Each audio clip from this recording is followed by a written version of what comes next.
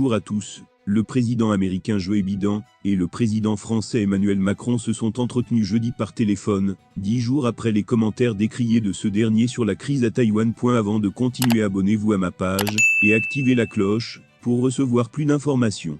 Dans son communiqué rendant compte de la conversation, l'Élysée n'a fait aucune remarque directe du sujet, tandis que la Maison-Blanche a rapporté que les deux dirigeants ont réaffirmé l'importance de maintenir la paix et la stabilité dans le détroit de Taïwan.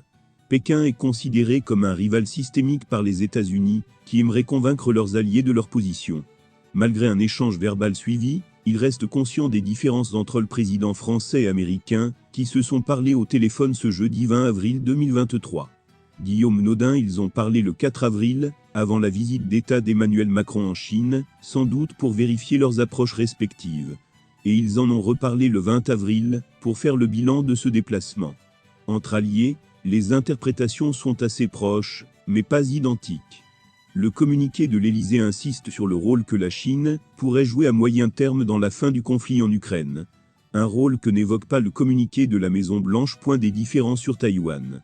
Si les deux présidents sont à peu près sur la même longueur d'onde sur la liberté et l'apprécie du droit global dans la région Indo-Pacifique, il y a une grosse différence. La Maison-Blanche insiste sur la nécessité de maintenir la paix et la stabilité dans le détroit de Taïwan. L'île n'est en revanche même pas mentionnée dans le communiqué français. En rentrant de Chine, le président français avait expliqué que sur la requête de Taïwan, l'Europe ne devait pas être suivie ni se laisser entraîner dans les crises d'autres. Des propos qui avaient pour le moins de choc dans plusieurs pays européens et aux États-Unis. À Washington, en attendant que l'Élysée s'exprime, la Maison-Blanche avait préféré la qualité de sa relation avec la France. Cela n'empêche pas de manifester, d'assumer des facteurs de vue assez clairement distincts. L'Europe ne devait pas être suivie ni se laisser entraîner dans les crises d'autres. Des propositions qui avaient pour le moins de choc dans plusieurs pays européens et aux États-Unis.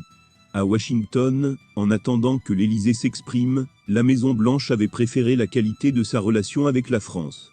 Cela n'empêche pas de manifester, d'assumer des facteurs de vue assez clairement distincts. L'Europe ne devait pas être suivie ni se laisser entraîner dans les cris d'autres chocs dans plusieurs camps européens et aux États-Unis.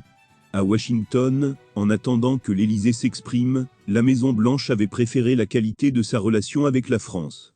Cela n'empêche pas de manifester, d'assumer des facteurs de vue assez clairement distincts. Merci d'avoir regardé la vidéo de bout en bout. N'oubliez pas de liker et de laisser un commentaire.